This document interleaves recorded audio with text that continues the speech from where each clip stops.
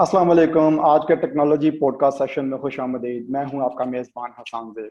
जैसा कि आपको मालूम है कि टेक्नोलॉजी पॉडकास्ट सेशन में हम एक रिसर्चर का एक इंटरव्यू करते हैं और फिर उसके बाद उनसे उसकी उनकी जो टेक्नोलॉजी है उसके बारे में डिटेल लेते हैं और आखिर में हम उनसे एक मैसेज डिलीवर करवाते हैं जो वो समझते हैं एज ए नसीहत के तौर पे, जो यंगस्टर्स के काम आ सके। तो आज के टेक्नोलॉजी पॉडकास्ट सेशन में इसी टेम्पलेट को फॉलो करते हुए हम वेलकम करते हैं डॉक्टर उमैर अजहर साहब को। डॉक्टर उमैर अजहर साहब असिस्टेंट प्रोफेसर हैं एनटीयू कराची कैंपस में, और इसके साथ साथ आप हेड भी हैं पॉलीमर इंजीनियरिंग डिपार्टमेंट के।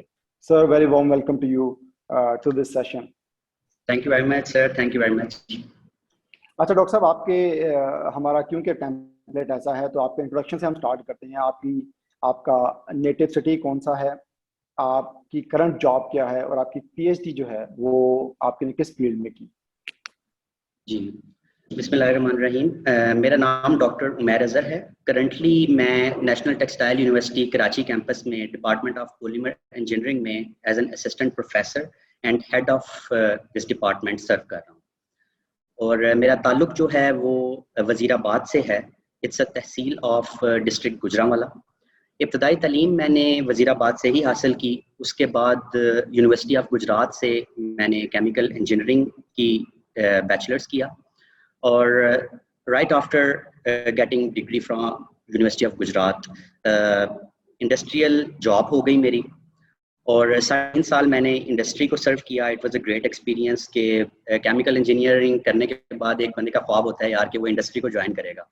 तो वो इंडस्ट्री जो थी यूनाइटेड डिटर्जेंट्स के नाम से थी, और वो जो मल्टीनेशनल एक ग्रुप है यूनिलीवर्स का, उसके साथ वो इंडस्ट्री अटैच थी। तो एवरीथिंग लाइक इंटरनेशनल जो इंजीनियर को एक इन्वायरमेंट इंडस्ट्री के अंदर मिलता है, सीखने का मौका मिलता है, वो मुझे सीखने का मौका मिला उस इंडस्ट्री के थ्रू।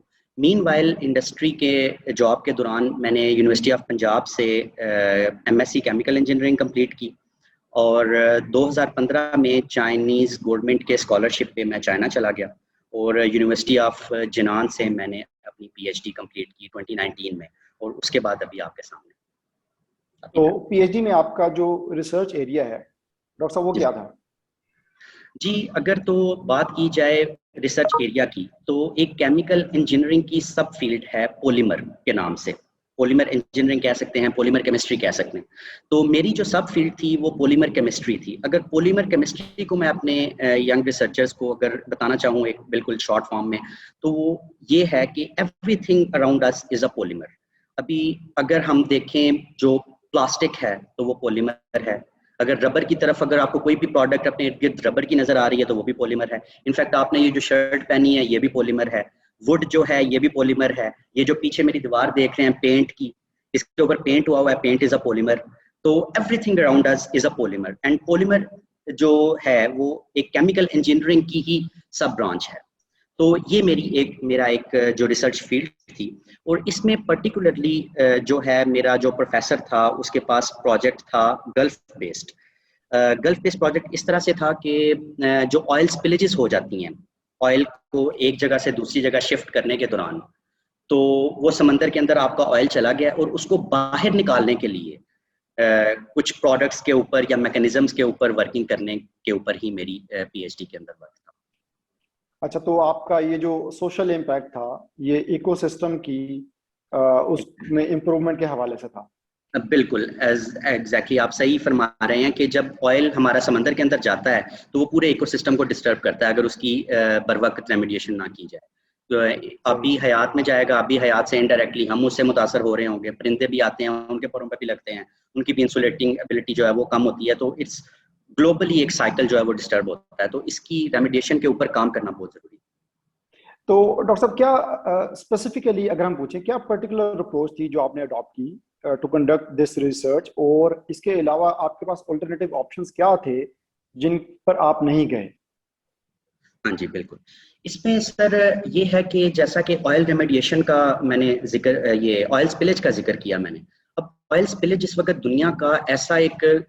दुनिया के लिए एक ऐसा ग्लोबल चैलेंज बना हुआ है कि 1970 से लेके अभी तक अगर हम देखें 2020 तक, तो तकरीबन 80 मिलियन टन के करीब जो ऑयल है वो समंदरों की जीनत बन चुका है, सिर्फ ऑयल इन हादसात की वजह से जो कि शिपमेंट के जरिए इधर उधर से ट्रांसफर करते हुए आते हैं।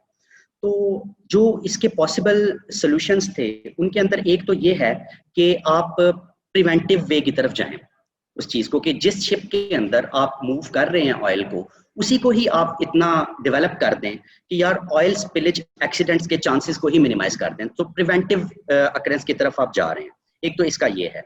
और दूसरा इसका ये है कि अगर इन केस आपका एक्सीडेंट हो भी गया है तो आपके जो समंदर के ऊपर ऑयल है उसको एब्जॉर्ब करने के लिए आप इस तरह के कोई मटेरियल्स को डेवलप करें कि वो आपको मैक्सिमम आउटपुट दे सके, मैक्सिमम उनके अंदर ऑयल एब्जॉर्ब हो सके उन मटेरियल के ऊपर, और वाटर उसके अंदर मिनिमम जा सके। तीसरा इसका एक जो पॉसिबल है वो कि आप मशीनरी कोई इस तरह की बना लें, जस्ट लाइक पंप्स के, आप पंप्स को लगाएं सिलेक्टिवली सरफेस के ऊपर और वो सरफेस से पंप करके तो ऑयल को बाहर निकाल दे आपके लिए, लेकिन उसके साथ उसके अंदर ये है कि पानी के भी अंदर साथ जाने के चांसेस हैं, तो वो एक इतना फिजिबल आइडिया नहीं था। तो मेरी जो लैब थी चाइना के अंदर, क्योंकि वो प्रोफेसर काफ़ी मेरे वेल नोन है चाइना में, इसलिए उन्हें इतना बड़ा प्रोजेक्ट भी मिला गल्फ की तरफ से। तो उस लैब का जो फोकस है वो मटेरियल डेवलपमेंट की तरफ है, सिंथेसिस ऑफ मटेरियल की तरफ है और उनकी एप्लीकेशन की तरफ। तो उस चीज़ को देखते हुए फिर मैंने मटेरियल्स के सेक्शन के ऊपर काम शुरू किया, यानी कि सिंथेसिस ऑफ पॉलीमर्स के ऊपर काम किया। मैंने पॉलीमर्स को, मटेरियल्स को डेवलप किया, ऐसे एडसॉर्बेंट मटेरियल्स को डेवलप करने के ऊपर काम किया जो कि ऑयल को सरफेस के ऊपर से इफेक्टिवली निकाल सकें बाहर। अच्छा डॉक्टर साहब, आपने मटेरियल सिंथेसिस के लिए काम किया, तो जाहिर है जब इंसान रिसर्च स्टार्ट करता है तो उसने अपने जो रिसर्च मेथोडोलॉजी है उसके प्रोन्स बताने होते हैं, और जो टेक्नोलॉजी, जो अप्रोच उसने यूज नहीं की उसके आपने कॉन्स बताने होते हैं। तो आप क्या समझते हैं कि जो आपने अप्रोच यूज की वो किस तरह बेटर थी जो बाकी अप्रोचेस थी उनके हवाले से? हाँ जी, इसमें डॉक्टर साहब ये है कि मटेरियल डेवलपमेंट के ऊपर दुनिया में पहले से भी काम हो रहा था, यानी कि पोरस मटेरियल की अगर हम बात करें स्पेशली, कि पोरस मटेरियल्स को डेवलप करके उसे ऑयल स्पिलेज को, ऑयल को बाहर निकालने के लिए काम उनके ऊपर पहले भी हो रहा था। लेकिन जो मटेरियल इस्तेमाल किए जा रहे थे पहले वो इतने इफेक्टिव नहीं थे। उनको ज़रूरत, जो नीड ऑफ टाइम थी वो ये था कि आप ऐसे मटेरियल डेवलप करें जो कि मैकेनिकली भी स्ट्रांग हों, थर्मली भी स्टेबल हों और आपके मैक्सिमम मटेरियल को भी एब्जॉर्ब कर सकें बाहर की तरफ। तो उसमें फिर हमारे पास जो एक चैलेंज था दुनिया के लिए वो ये भी था कि फ्लोरिनेटेड मटेरियल के ऊपर काम नहीं थी दुनिया कर रही, फ्लोरिनेटेड पोरस मटेरियल्स के ऊपर। उसमें काम ना करने की जो बेसिक वजह थी वो डॉक्टर साहब ये थी कि एक्चुअली मैं आपको पोरस मटेरियल का just in a nutshell बताता हूँ कि ये पोरस मटेरियल जो मैंने डेवलप किए, इनको डेवलप करने की स्ट्रैटेजी क्या थी। स्ट्रैटेजी इसकी ये थी, अगर हम इसे शुरू से देखें तो ये इमल्शन को हम तैयार करते हैं। Emulsion is something, is a mixture of oil and water. अगर हम ऑयल और वाटर को आपस में अच्छी तरह शेक करें तो आप देखेंगे कि एक वाइट कलर की आपको एक इमल्शन सी, कोई अमेजा सा नजर आएगा। लेकिन उसी को अगर हम रख दें थोड़ी देर के लिए टेबल के ऊपर तो वो ऑयल अलग होने लग जाएगा और वाटर थोड़ी देर के बाद उसका अलग हो जाएगा। उस सेपरेशन को जो थोड़ी देर बाद होने लग जाती है उसको स्टेबलाइज करने के लिए हम इमल्सिफायर्स या सर्फेक्टेंट्स इस्तेमाल करते हैं। अब जो ऑयल है उसके अंदर हमारी अब जो नीड ऑफ टाइम थी, जो रिसर्चर्स जिसके ऊपर फ्लोरिनेटेड मटेरियल्स के ऊपर काम नहीं कर सके, वो इसलिए नहीं कर सके कि उस फ्लोरिनेटेड ऑयल को वाटर के अंदर स्टेबलाइज करना बड़ा मुश्किल था। ठीक है, कोई फ्लोरिनेटेड जो हमारे हाइड्रोकार्बन्स हैं उनकी कोई इनहेरेंट कैरेक्टरिस्टिक्स इस तरह की हैं कि वो इजीली स्टेबलाइज नहीं होते, तो दुनिया ने इसके ऊपर काम नहीं किया। तो मैंने पहले नंबर पे क्या किया कि मैंने सर्फेक्टेंट्स डेवलप किए, वो इमल्सिफायर डेवलप किए जो कि फ्लोरिनेटेड इमल्शन बना सके, हमारे पास फ्लोरीन कंटेनिंग मोनोमर्स के इमल्शन बना सके। उस इमल्शन को डॉक्टर साहब फिर हमने क्या करना था कि जब इमल्शन हमने सक्सेसफुली बना ली तो उसे सिंपल ड्राई करें, और ड्राई करने के बाद उसमें क्या होगा कि वाटर जो होगा, ऑयल इन वाटर अगर इमल्शन है तो वाटर इवेपोरेट हो जाएगा और पीछे से हमारे पास एक पोरस मटेरियल बचेगा। उस पोरस मटेरियल को डायरेक्ट हम जनाब उसकी ऑयल स्पिलेज को कंट्रोल करने के लिए इस्तेमाल कर सकते हैं। तो ये एक डॉक्टर साहब चैलेंज था सर्फेक्टेंट को बनाने का, कि उस सर्फेक्टेंट को बनाया जाए जो कि हमें पॉलीमर जो फ्लोरिनेटेड मटेरियल्स हैं उनको स्टेबलाइज करने में मदद दे। तो मैंने पहले उनके ऊपर काम किया, उसके बाद फिर जाके तो रेमेडिएशन के बाद जब मैंने पोरस मटेरियल्स बनाए तो वो पोरस मटेरियल्स जो थे वो ऑयल भी अपने से तकरीबन 20 से 30 गुना ज़्यादा अपने वेट से एब्जॉर्ब कर सकते थे, उसके बाद ऑयल एब्जॉर्ब करने के बाद वो ऑयल अगर हम दोबारा लेना चाहें तो वो भी सिंपल वे के अंदर हम उन्हें वापस गेट कर सक रहे थे और उस मटेरियल को दोबारा से दोबारा रिसाइकल कर रहे थे। ठीक है, ये एक मटेरियल था। इसके बाद फिर मैंने मजीद अपने रिसर्च पेपर्स के अंदर इसके अंदर मजीद फंक्शनैलिटीज फंक्शंस ऐड करता गया प्रोजेक्ट की नोयत के हवाले से कि जस्ट लाइक अगर पोरस मटेरियल बना दिया है उसके अंदर मैंने मैग्नेटिक प्रॉपर्टीज इंड्यूस करवा दी। उससे क्या फायदा हुआ कि आप पोरस मटेरियल अगर समंदर के ऊपर फेंकते हैं तो मैग्नेट के जरिए उसे कंट्रोल कर सकते हैं आप जगह जगह, यानी कि डायरेक्ट आप नहीं करते। मैग्नेट पकड़ा हुआ है आपने एक मशीन के जरिए, तो आप उसे डिफरेंट जगह पे अपनी रिक्वायर्ड जगह के ऊपर फेर लें, ऑयल उसके अंदर एब्जॉर्ब हो जाएगा लेकिन वाटर नहीं जाएगा। फ्लोरिनेटेड पॉलीमर्स की ये खसूसियत है कि वो वाटर को रिपेल करता है, बाहर निकालता है। तो वाटर जारी बात है हमें चाहिए भी नहीं, समंदर से वाटर निकाल के पोरस मटेरियल के अंदर क्या करेंगे, एफिशिएंसी लूज करनी है। ये सर एक ओवरऑल सिनेरियो था। सही। अच्छा डॉक्टर साहब, ये तो हो गई आपकी अचीवमेंट्स, अच्छी अच्छी बातें आपकी रिसर्च के मुताल्लिक। कुछ चैलेंजेस भी आए होंगे, तो अगर आप क्विकली 2-3 मेजर चैलेंजेस आप बता सकें, फिर आपने उन चैलेंजेस को कैसे आपने अबूर किया? हाँ जी, इसमें जो चैलेंज था वो सरफेक्टेंट डेवलपमेंट में चैलेंज था कि उस सरफेक्टेंट को जो मैंने स्टेबलाइज करने के लिए बनाया उसको डेवलप करना। अब उसको डेवलप करने के लिए जो मटेरियल मैंने चूज किया, पहले मैं काफ़ी इधर उधर से दूसरे मटेरियल्स जो लिटरेचर रिव्यू से पता चल रहे थे, क्योंकि फ्लोरिनेटेड मोनोमर्स को स्टेबलाइज करने के ऊपर काम नहीं था हुआ हाई इंटरनल फेज इमल्शन में। तो ये एक थोड़ा सा एक चैलेंज था कि रिसर्च पेपर्स भी जब मैं पढ़ता था तो वो डाटा नहीं था मिलता मुझे। तो फिर क्या हुआ कि जस्ट प्रोफेसर की गाइडेंस के मुताबिक ही मैंने वो जो सरफेक्टेंट्स डेवलप किए उनमें भी मैंने फ्लोरिनेटेड ऑयल को इनकॉर्पोरेट करवाया। तो जब वो फ्लोरिनेटेड ऑयल को इनकॉर्पोरेट करवाया तो उससे जो सरफेक्टेंट्स मैंने बनाए वो इजीली स्टेबलाइज कर गए इमल्शन को और मेरी प्रोडक्ट भी फिर आगे डेवलप हो गई। तो ये एक बड़ा चैलेंज था, इसके ऊपर मेरा काफी टाइम भी लगा कि वो इमल्सिफायर मुझे मिल जाए किसी तरह जो कि इस इमल्शन को स्टेबलाइज कर सके। आगे की स्टोरी मुझे पहले ही पता चल चुकी थी, अगर मैंने इमल्शन को स्टेबलाइज करके कर लिया तो मैं प्रोडक्ट तो इंशाल्लाह ताला बना ही लूंगा। तो ये एक चीज चली थी सर। चले, जबरदस्त डॉक्टर साहब।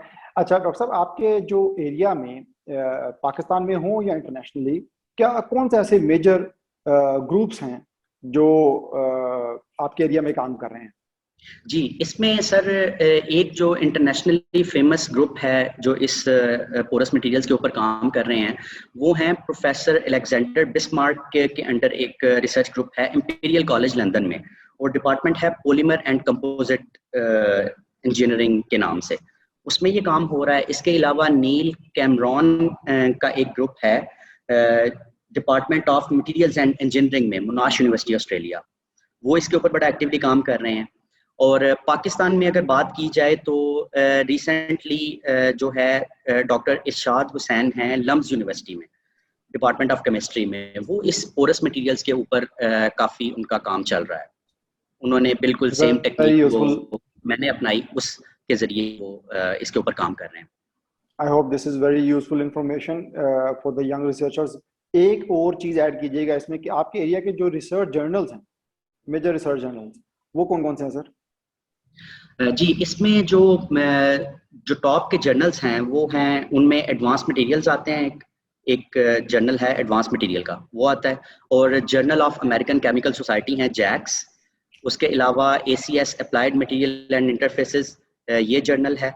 मटेरियल्स एंड डिज़ाइन है, ये जर्नल्स हैं जो कि इस फील्ड के अंदर काफ़ी रेप्यूट रखते हैं।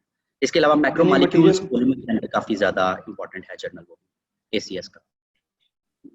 मीन इसका स्कोप जो है वो वेरी वाइड स्कोप है। मटेरियल से रिलेटेड जो जर्नल्स हैं उनमें नॉर्मली आप पब्लिकेशंस कर सकते हैं। डॉक्टर साहब बहुत शुक्रिया आपका। Before we wind up this session we would request you कि अगर आपके एक्सपीरियंस से हमारी यूथ को कोई फायदा हो सके, आप अपना कोई मैसेज जो आप यूथ के लिए डिलीवर कर सकें वेरी क्विकली। जी जी श्योर सर।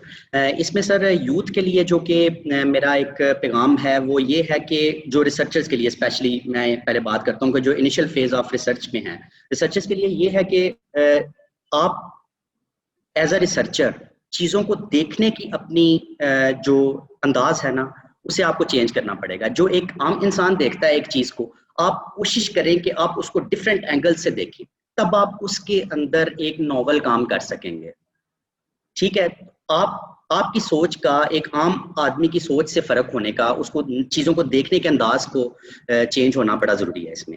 दूसरी चीज़ सर मैं ये कहना उन्हें चाहूँगा कि कभी भी एक रिसर्च आइडिया को ये कह के ना छोड़ दें। कोई आप बैठे हैं रिसर्च लिटरेचर रिव्यू कर रहे हैं, तो आपके ज़हन में एक आइडिया आता है, तो ये कह के उसके मुतल्लिक सोचना ना छोड़ दें कि यार ये तो बड़ा ऑब्वियस है, ये तो हो ही जाएगा, ये तो वही होगा, ये तो ऑब्वियस है। नहीं, उसके अंदर जाएं। अगर आपको क्लिक किया है तो उसके अंदर जाएं, देखें जाके उसके अंदर कि यार कोई चीज़ तो ज़रूर मिलती है। ऑब्वियस चीज़ों के अंदर से ही अमूमन रिसर्च बाहर एमिट होती है। तो और तीसरा और लास्ट सर ये है कि जब भी ये यंग रिसर्चर्स जब इंटरनेशनल लैब्स को ज्वाइन करते हैं जाके, तो more focus on literature review पहले करें। पहले लिटरेचर रिव्यू को इस तरह करें कि अपने फील्ड के मुतल्लक कि कोई भी क्वेश्चन इस तरह का रह नहीं जाना चाहिए जो कि आपको ना पता हो, फिर आप लैब की तरफ जाएं। पहले अपने लिटरेचर रिव्यू को बड़ा स्ट्रॉन्ग करें। तो ये मेरी उनसे रिक्वेस्ट है कि वो भी इस फील्ड के अंदर आएँ तो इस चीज़ के ऊपर काम करें। मैंने खुद जब गया था तो तकरीबन 3 से 3.5 महीने में लैब्स, अपने जो कंप्यूटर वाला सेक्शन था हमारा जहाँ पे हम बैठ के स्टडी करते थे, उधर से हिलता ही नहीं था। और मुझे अपने लैबमेट्स आके कहते थे आप बाहर नहीं जाते, प्रोफेसर एंग्री होगा आपसे कि यार आप क्यों नहीं एक्सपेरिमेंट क्यों नहीं कर रहे। मैं उन्हें कहता था यार मुझे पहले देख लेना तो मैंने करना क्या है, तो फिर मैं जाऊंगा। तो जब मुझे पता चल गया तो उसके बाद अल्हम्दुलिल्लाह जाके तो जब मैंने रिसर्च की तो अल्हम्दुलिल्लाह उसके काफ़ी अच्छे रिजल्ट्स भी मिले और उसकी पब्लिकेशन भी फिर अल्हम्दुलिल्लाह काफ़ी हो।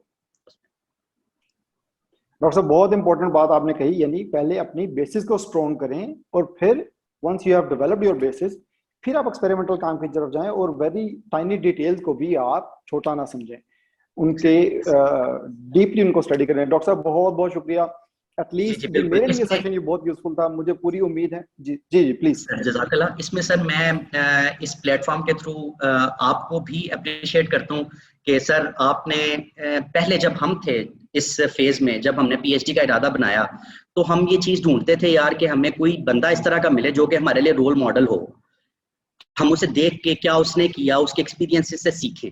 तो हमारे पास कोई इस तरह का प्लेटफॉर्म उस वक्त मौजूद नहीं था कि हम उनकी रहनुमाई लेके तो अपने एक्सपीरियंस में वो चीज़ ऐड कर सकें और उसमें हमें वो चीज़ें ना फेस करनी पड़े जो उन्हें करनी पड़ी। लेकिन अनफॉर्चुनेटली उस वक्त नहीं था। तो मैं आई रियली अप्रिशिएट सर आपकी एफर्ट्स को कि आप इतने बिजी स्केड्यूल में से टाइम निकालते हैं और सिर्फ अल्लाह की रज़ा के लिए, हम पाकिस्तानी रिसर्चर्स के लिए इतना कुछ कर रहे हैं, टाइम निकाल के सेशंस को अरेंज कर रहे हैं। तो थैंक यू वेरी मच। अल्लाह ताला आपको भी इस चीज़ की सर जज़ाए खैर दे। बहुत शुक्रिया जी, आपके जो वर्ड्स हैं ये हमारे लिए बहुत हमारा हौसला बढ़ाते हैं और हमें ये मोटिवेशन पैदा करते हैं कि हम फर्दर इस पे काम करें। बहुत शुक्रिया। आई होप कि ये सेशन जो है वो यंग रिसर्चर्स के लिए या जो लोग इस एरिया में काम करना चाहते हैं उनके लिए बड़ा फ्रूटफुल होगा। Thank you very much once again sir.